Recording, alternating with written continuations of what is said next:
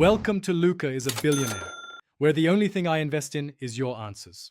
You start by making safety your priority. Unplug the mixer and clear the bowl and attachments. Once done, examine the cap area closely, top center or near a rear latch, so you know the locking direction. Use rubber gloves for grip and a small flat tool to feel seams. Do not force.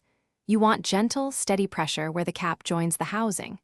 After feeling the release point, apply a slight prying motion while keeping the opposite hand supporting the unit.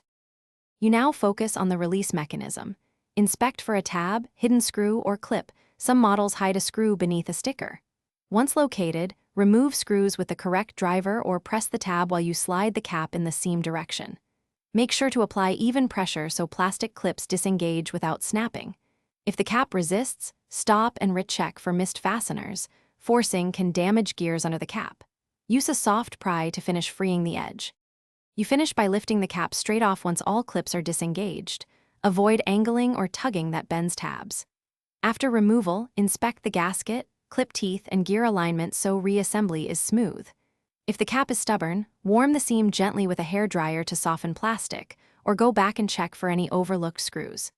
A key troubleshooting tip: if something breaks, stop and document the part. Photos help when sourcing replacement clips or caps. Thanks for watching and please subscribe. It's the best investment you'll ever make.